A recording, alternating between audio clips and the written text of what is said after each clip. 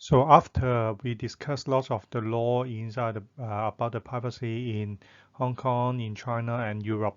So here we will focus on how the IT professional they can handle the privacy and then use this kind of knowledge and then adapt it into their design. Okay. So here for the personal data protections that we have discussed before, right?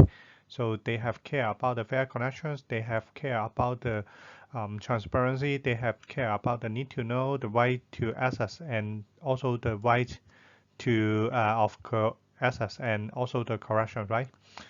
And then for our security, we always care about the RSA, we always care about the confidential integrity and also the availability.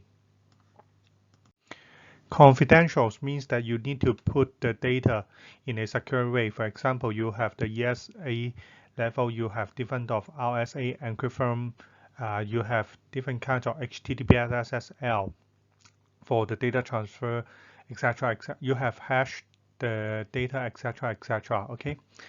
Integrity means that you put different kinds of data together, and then you need to make sure that all the data they refer to the same situation.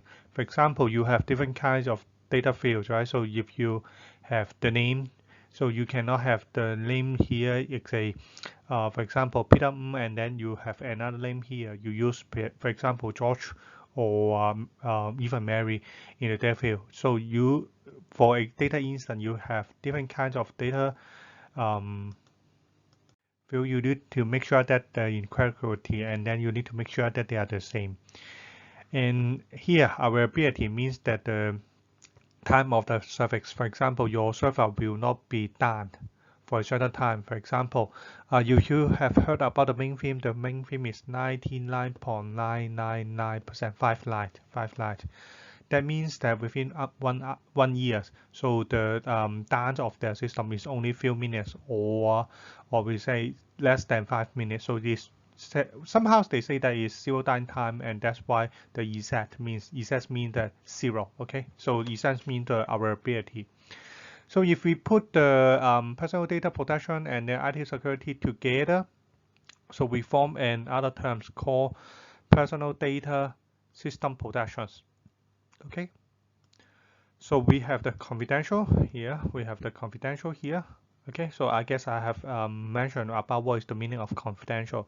Integrity is also, we have the integrity here. We also have the integrity here. Okay, okay, that means we have a, we can need to keep a single data instance. Whatever you keep in lots of the different copy, at last you need to make sure that you only have one data instance. And then the only way that is missing in the IT security is this one, accountability. Accountability here, okay, that is mentioned in data protections. So what's meaning of accountability? It means that for all the policy making, you need to make sure that someone is responsible for each action. Okay, someone is responsible for each action. For example, someone would like to access to the database by using the SQL statement. You need to know who is accessing this kind of SQL statement and who give the right to the user to access to this SQL statement. Okay, so this three is the keywords of personal data system protections: confidential, integrity, and accountability. Okay, accountability. And here, because we have the GDPR, there is a new term called privacy by design. Okay, privacy by design.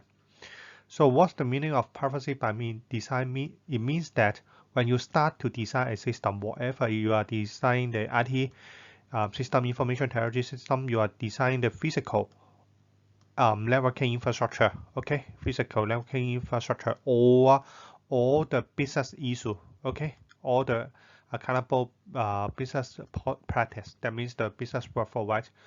Whatever you are doing IT, you are doing networking, or you are doing business issue, the first thing you need to consider is about the privacy. Okay, starting from all this design, you need to have some basic understanding of the privacy, and then you need to do something for the privacy.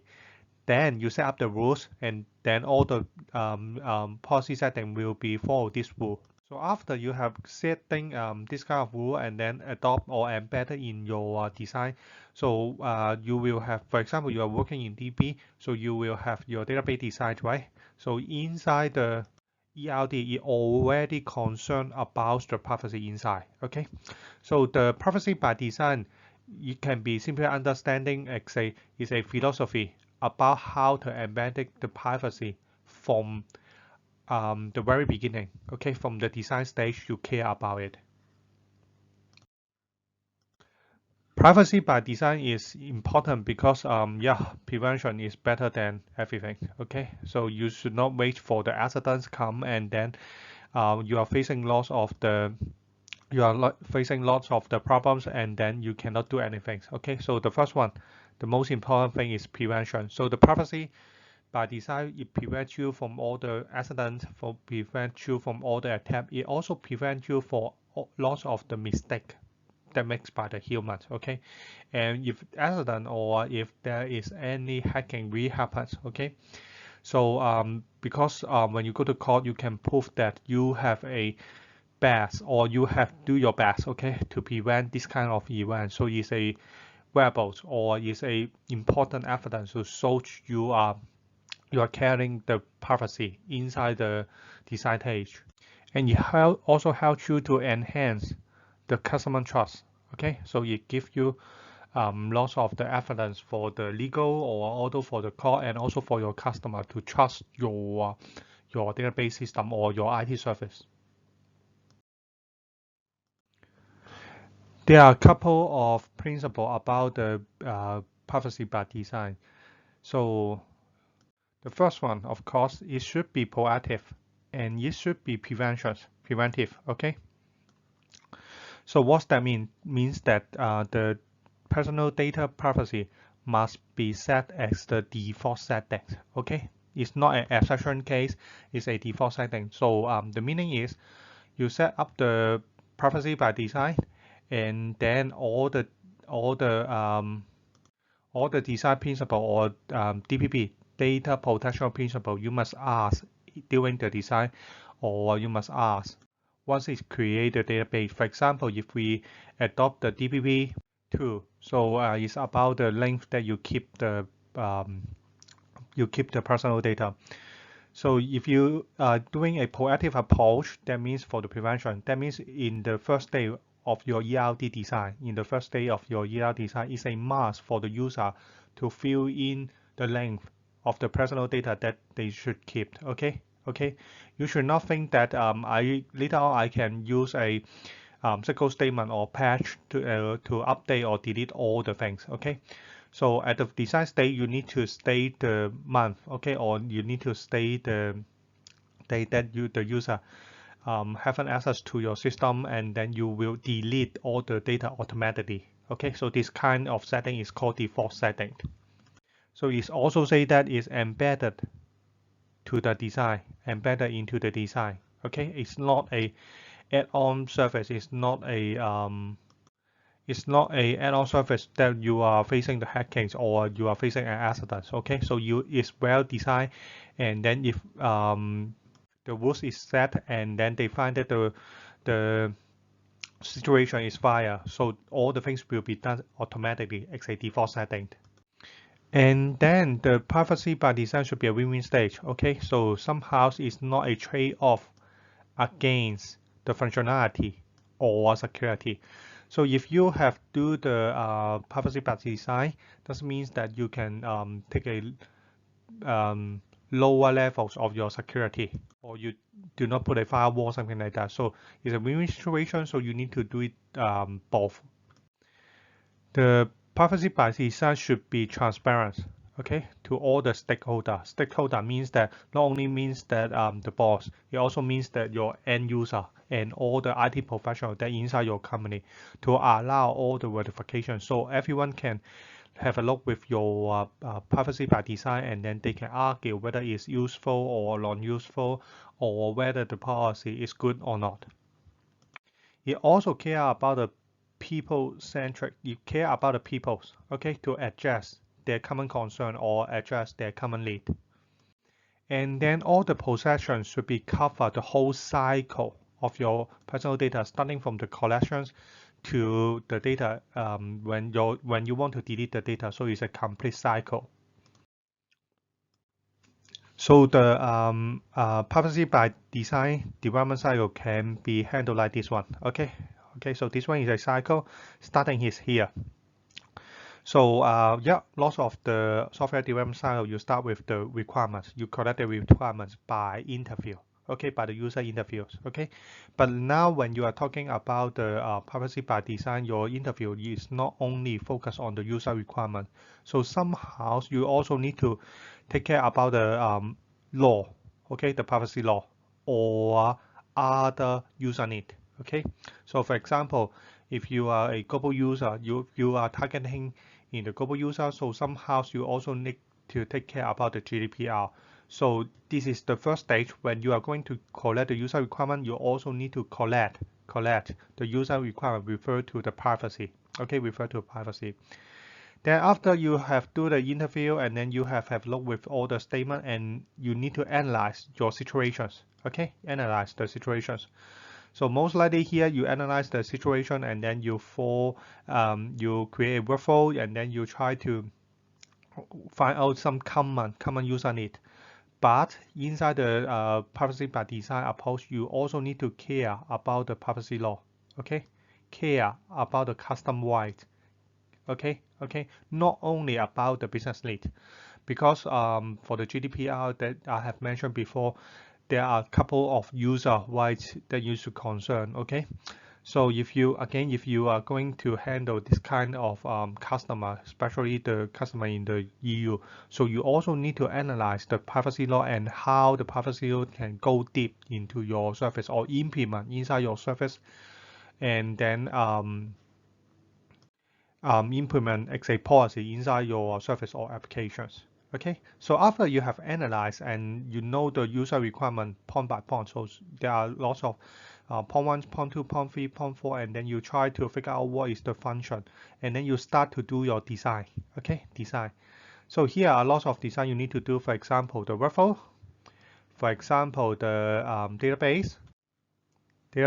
Okay, so somehow for the privacy by design, so for the workflow, you also need to include the workflow how the user can access to their log or to their data, to their personal data. Okay, so workflow usually we only concern about, for example, if it's a shopping mall, then we only concern about the it's possible to add the item into the shopping cart, or it's possible to log in or change password, etc. Now you also need to care about the privacy. So you need to care about how they can read their personal data and then modify their personal data and also log. In the DP, of course, I have mentioned before, so many years ago, you only care about the entity relationship, ELD, right? So the ELD, you care about how the data is linked with another. But now when you care about the GDPR, you care about the length. For example, you care about the length that you keep the data or the duration that you keep the data, right? So you also need to define a field, okay? A field, or at least you need to define a rules, okay? In every entity, that how long I should keep the data, and then how is related to the GDPR. You also need to define, because you also care about accountability. So you also need to define who is responsible for this kind of single statement, or who is responsible for this kind of personal data modifications. Okay, you need to define. Beside the length, you also, beside duration, you also need to define who is responsible for this one. Is the SA, is the DBA, is your IT manager, or is the project manager, etc. Okay. You also need to define the data security. So you need to do some hashing for your password, and then you also keep the things in a secure way. So after you have designed the workflow, you have defined the ELD, you have designed the hardware structure. So you go to the development. Okay, you go to the development. So you need to provide a checklist. Okay, you need to provide a checklist for all your workers, for all your colleagues, so that they know what is the privacy settings, okay? And then make sure that all of your worker understand and they will provide the important reviews, okay, of your privacy settings. So yeah, so inside this flow, all the people starting from design to the developments, they know what is privacy, and then you are concerning privacy inside the development. So after the deployment, you need to ask for the privacy law. You need to ask for the um, legal comment of your system so that you can refine the policy how you go into the public. Okay, but it's not the end because the privacy setting always need to change.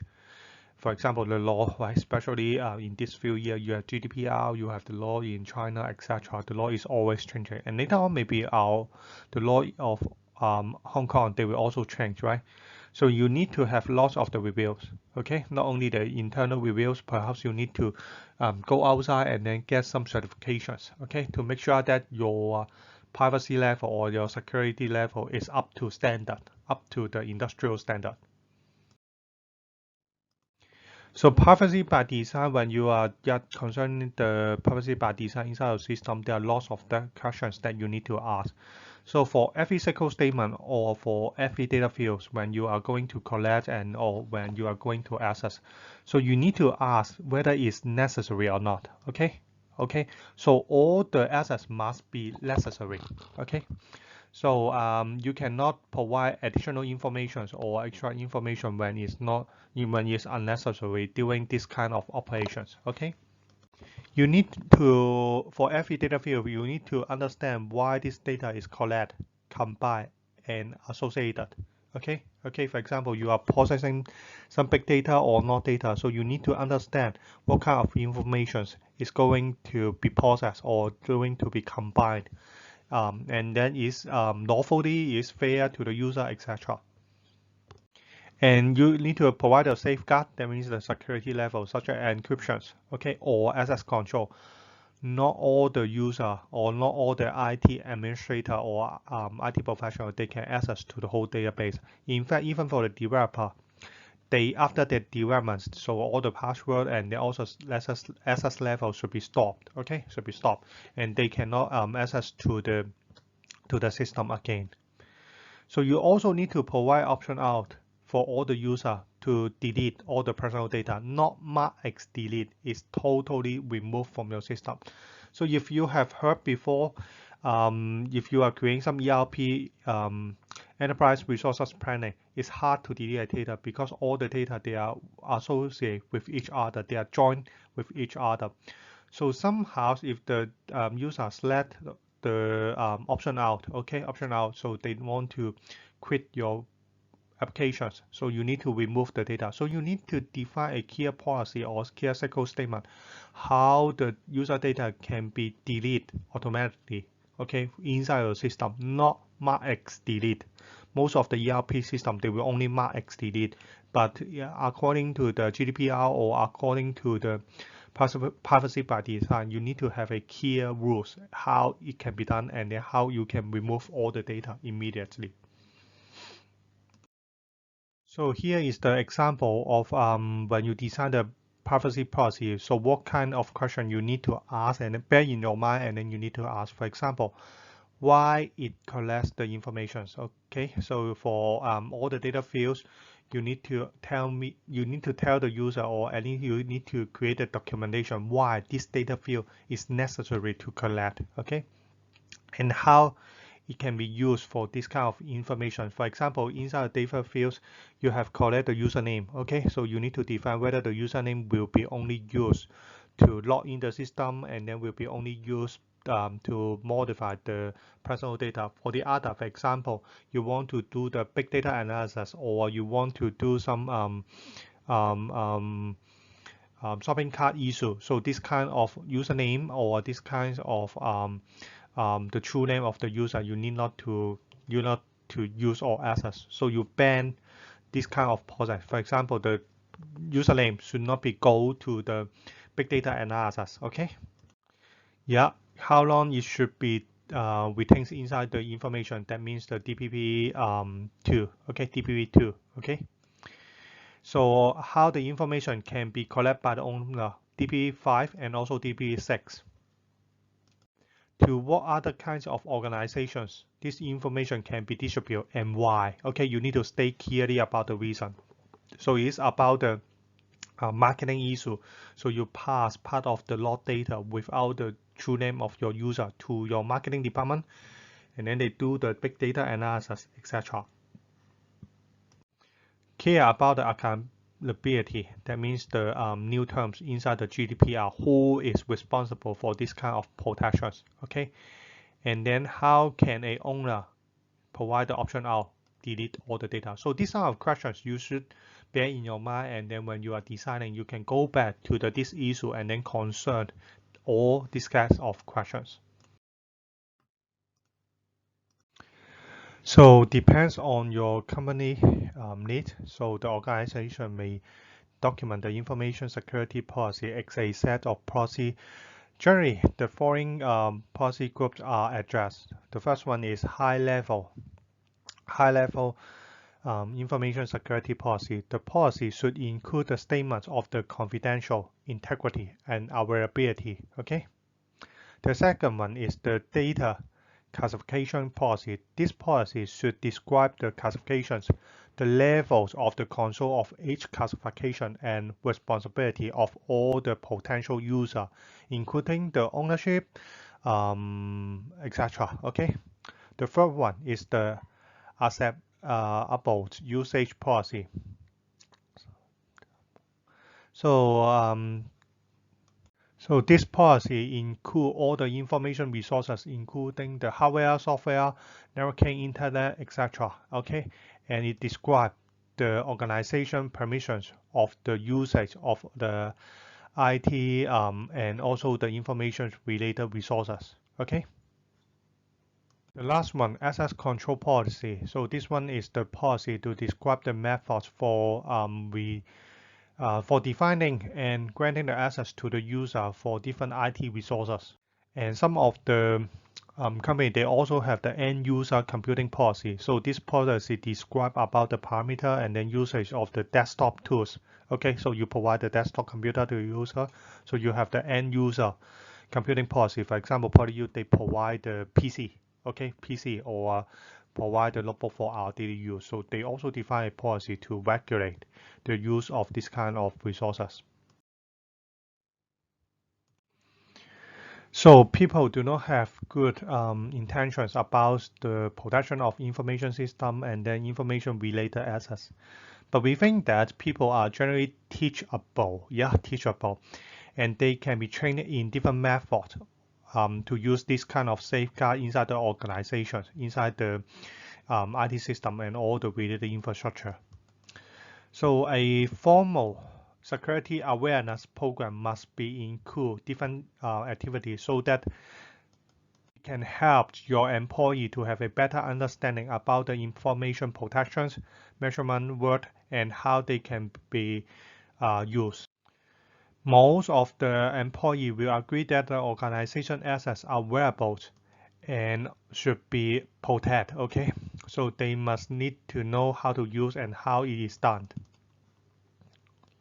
The designer of these comprehensive security awareness programs need to understand that people have different kind of learning style. For example, the learning style of our IT professional definitely is different from the learning style of the accountants. For the accountants or all the BA, business administrative, so they can read lots of the policy very well. Okay, for us, our computing guys, maybe we hate the documents, so somehow you need to provide some Wikipedia or you need to provide some special form for us to understand.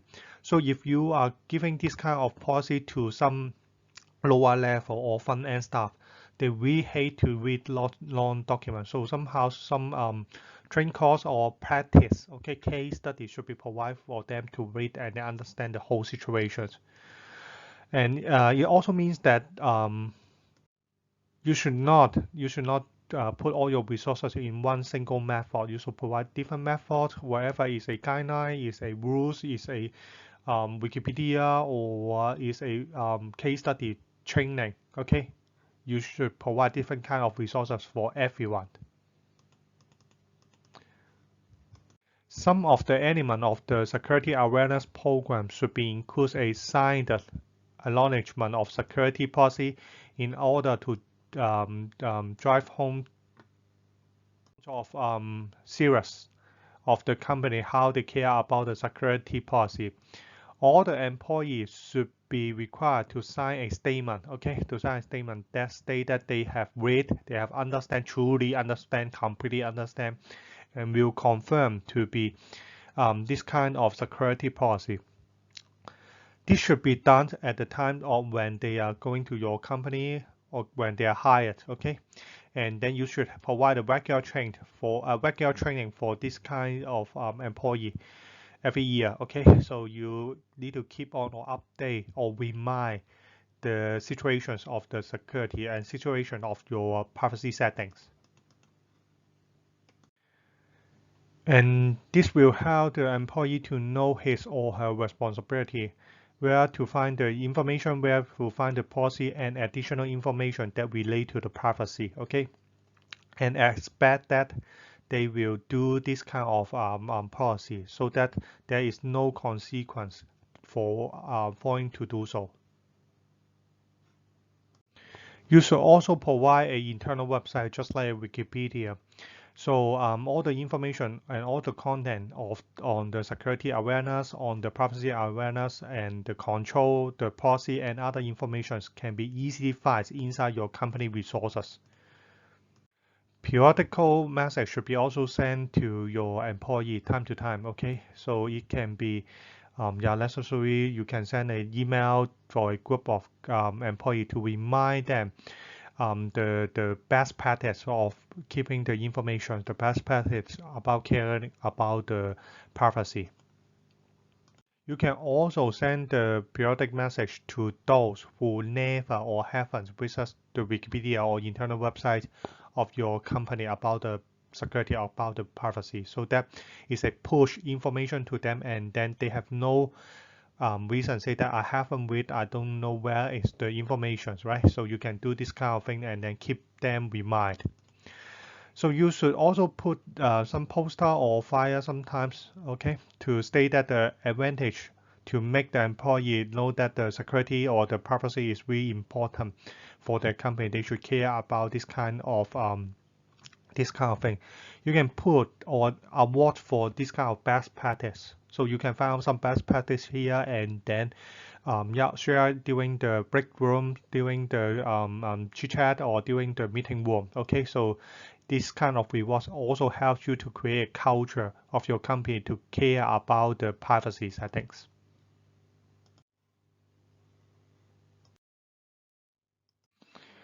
The only thing that can be mentioned are those that are measured. Okay, so you need to do some things that can be measured. Okay, that can be measured in an organization information security program. So there are you need to find out some key area that you need to monitor and you need to audit. So it turns all the things into something that you can measure. They will help the manager to have a better understanding whether the security policy or whether the privacy policy and also the control are effective and running well in your company. Okay. Security analyst or auditor should also periodically test the organization control, okay, to see if there are any things that is not working properly. And indeed, this is the topic of either bulk only through the monitoring and also auditing can an organization really know where the policy or the procedure and the control that is established are doing a good job for the protecting the organization information and also the information system and also about your privacy by design policy. A security incident is an event where the confidentiality, integrity, and availability of the information has been compromised. An organization should have an instant response plan, okay, in practice. So they will always define how the organization should respond to this instant when this instant is happened. Some of the common type of the instance they should be included in a response plan in For example, in the following, for example, information exposure, okay, or the fish information that is protected by one or more control may still be exposed to some unauthorized person through a witness in the control or by some illegal actions. Or information system with laptop or computer, mobile device, or other information that processing the equipment can be stolen, okay, which may directly or indirectly lead to the further compromise if the stolen device contains some very sensitive data or this kind of data, this kind of asset is stored inside the computer, and then they can use this stolen device to further get the sensitive information. Information corruptions. So it may be referred to some worms or virus that may damage the information stored on a system. This damage may or may not be locked. And then the final one will be the malware. So it will refer to the virus, the worms, or the illegals, or all the criminal attacks from the hackers or from the other system. Most of the organizations periodically test their instant response plans to make sure that all these kinds of instant report or instant will not be happened. And when it happens, they know the situation and then how they respond to this kind of issue. Asset inventory and classifications. Information assets fall into two basic categories. One is information and information system. Okay. Information consists of the software, tools, and every type of data. Information system consists of an inclusive ten of the server, workstations, mobile device, PC, level device, gateways, all the things of the IT hardware that is used.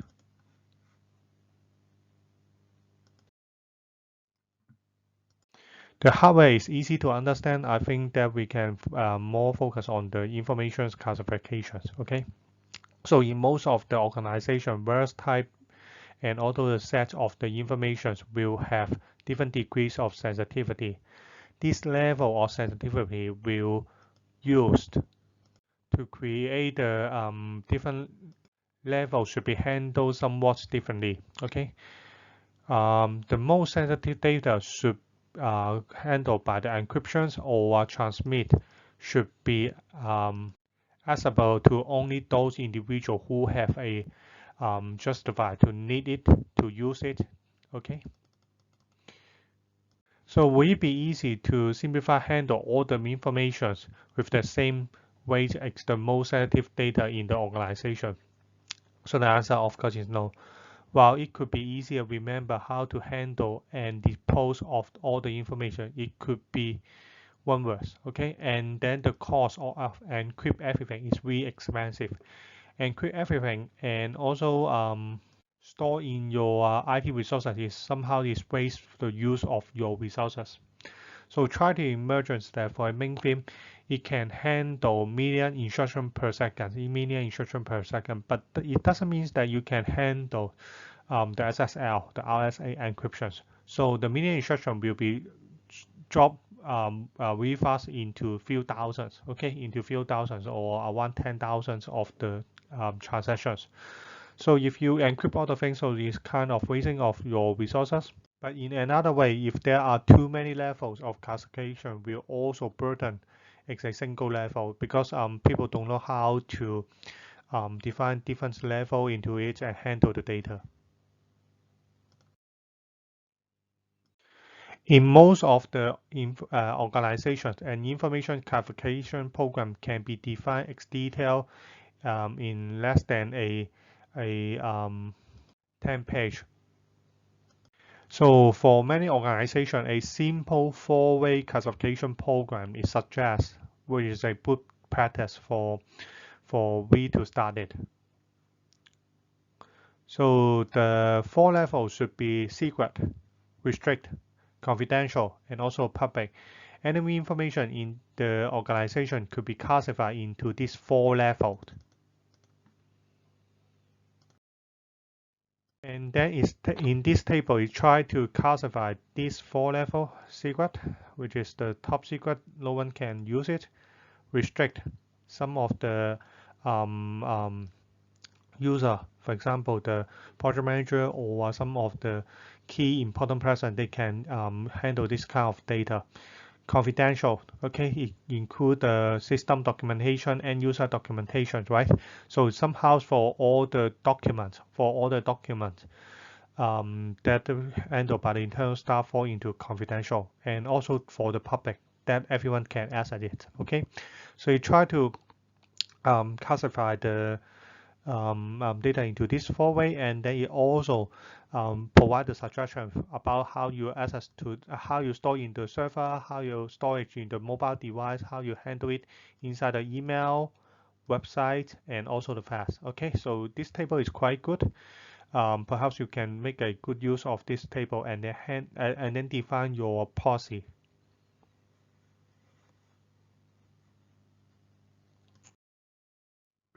Okay, so similar, you just continue the content about this four level. Access control are the technology-based method for controlling the access to an information-based resources.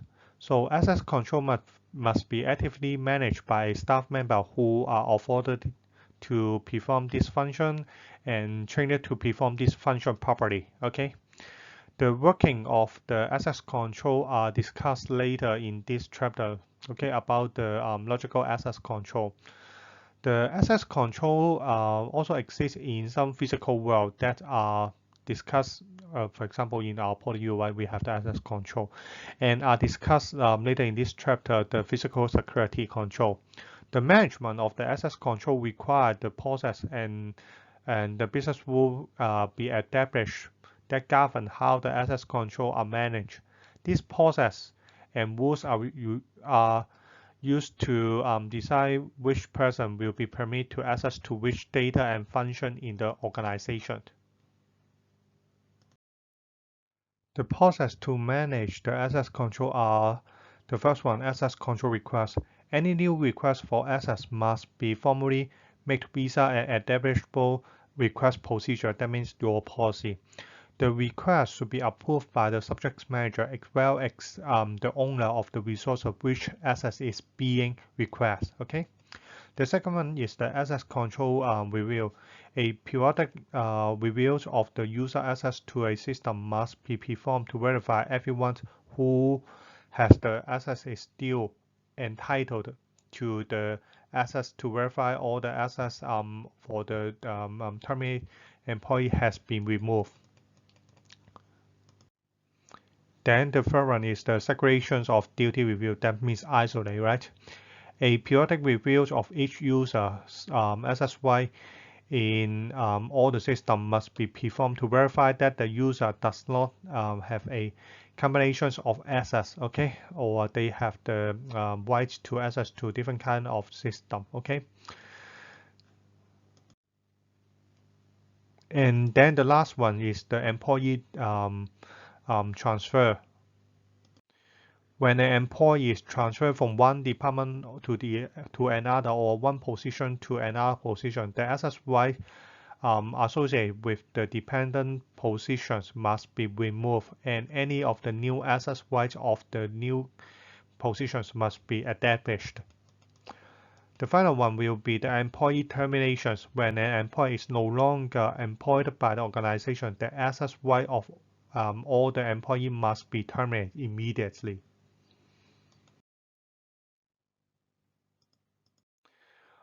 All of these procedures must have a robust records keeping plan. Okay, so all of the requests, review, transfer, terminate are well documented. Okay, so you should well document all the situations. These records must themselves be restricted so that only the certain persons can can view or may view the informations. Okay, these records also must be protected against all the hackings or all the disclosure, accident disclosure. Okay.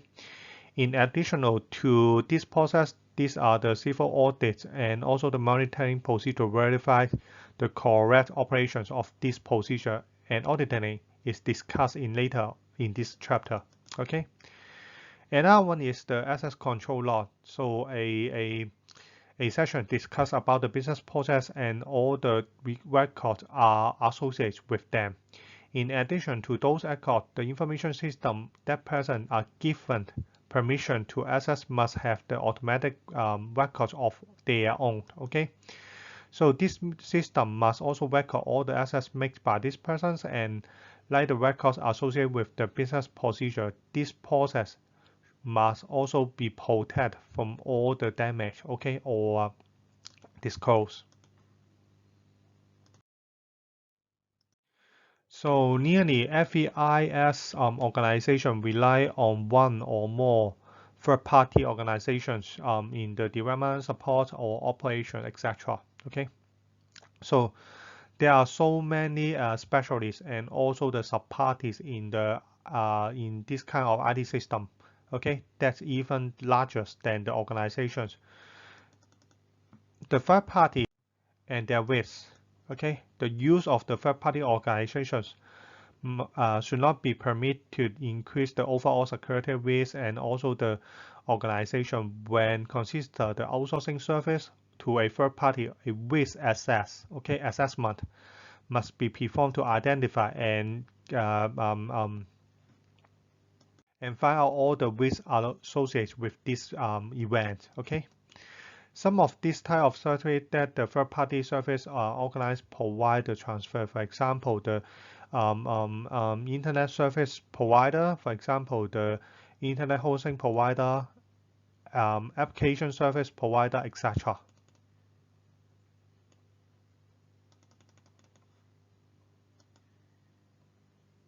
The primary risk with a third-party service provider is that the first service provider will have access to some of the organization's sensitive information. So this service provider will have access to the organization applications and the data. They may get the right to access to your database. Okay, so somehow some DNA, some non-disclose agreement. Okay, non-disclose agreement. NDA or NDS must be signed with this kind of party so that you have some legal protections. Okay.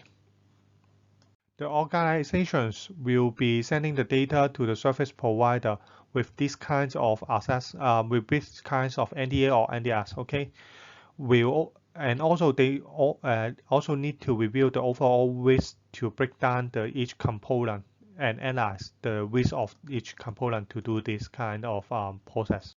For each risk identifications, so one or more compensation control need to be identified. Ideally, so that all the risk can be reduced to the same level and throughout the organizations were performing the system on his own. Type of the third-party access depends on the depends on the service. So first-party service providers will have different access to the organization information in different types. For example, they can be a physical access to the hard disk, or they have some physical access to the information system. You can burn a disk. You can just like a data center, you can burn all the things as a hard device or backup tabs, and then send to the third-party provider.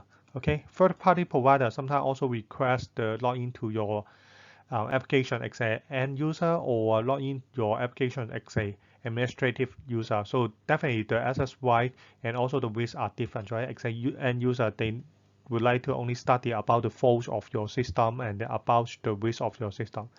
But like say administrative user, so somehow they have the right to change your architecture or to change your hierarchy of your data file, etc. So it's a little danger. And then it comes to a more serious case, is log into your database system, and then they can get all your data, copy all your data out. And yeah, the most serious one is they can log into your operation system and then they can install anything that, for example, security backdoor into your system, Okay. Loading the type of access that a third-party provider will have to an organization information and the type of the risk can be identified. Some of these risk, of course, is a thrifting, okay, of the business record or the disclosure or exposure of the business record to a unauthorized party. Okay, so somehow you will also return to a damage because they have some misuse about the IT system or IT infrastructure. They may delete all the data by accident, or they may somehow break your hardware because of some accident. So this kind of situation may happen. Okay, may happen. So as mentioned before, in the earlier sessions, the risk also allocated with a third-party service provider should be no different than if the organization were performing the service on its own. Even though the new risks are introduced when the transferring work to a service provider, a countermeasurement or somehow about the compensations control should be introduced that to keep the levels of the risk acceptably low. Okay. So some of the countermeasurement that can be used to migrate with the reach, including some legal recording, including locking all the data access. Okay, locking all the data access, including some access control, logic access control, or record all the voice or data communication sessions. Okay, this one is used to protect your data and also protect the right when you outsource to a third-party controller. Okay, when there is some argument, so you can put some this kind of evidence to the court and also explain about the situation. The service performed by the third-party service provider should be described in a legal agreement. This will generally include a description of the service that are performed, measures of the quantity, and also the quality of your service. Okay. So you should also state clearly about the roles, responsibility of both the party to ensure that you have the all the things ready in the back and white procedure.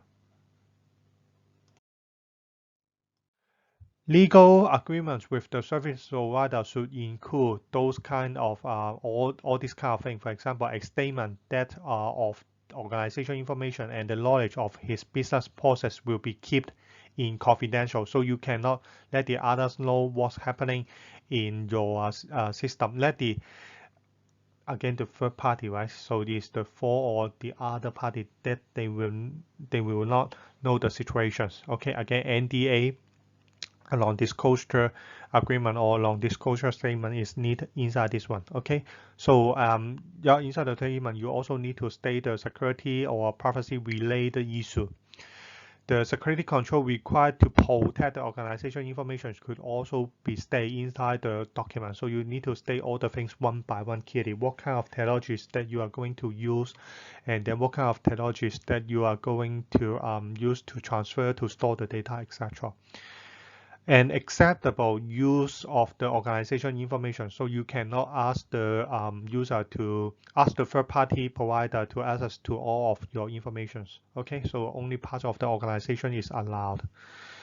Some of the document also say the persons or the peoples they will access to the system. So not all the peoples they will access, and then some of them when they are really care about security or they really care about the personal information for each person access to their system, they need to sign an NDA, non-disclosure agreement, to ensure that this person they have the legal responsibility for all the handling. Okay, of course you need to do some background checking about their company and then know the situations of the third party. Okay, so those are more informations that you can stay inside your agreement. Many organizations provide the commercial applications on the web, okay, so which are easy to set up. filling in the registration form or paying with a credit card, etc., right? Or upload some sensitive data.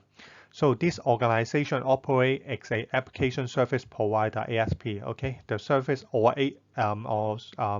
software as a service or a cloud service mode. Okay, often this person in an organization have little idea about the security control, about the privacy, etc. that they are used by the service provider. Because of this, the organization can be an add a security and a business policy that forbids the use of any online service provider, for example, ASP, SAS, cloud, etc., unless a risk assessment has first been performed for the service provider. Without such kind of policy, there is a need to stop the persons from signing up the agreement with all the online service provider and will potentially put the organization's sensitive data at a risk. Okay, looks that an organization should have the policy and procedures in plans to properly assess or measure and monitor the risk related to any third-party service provider.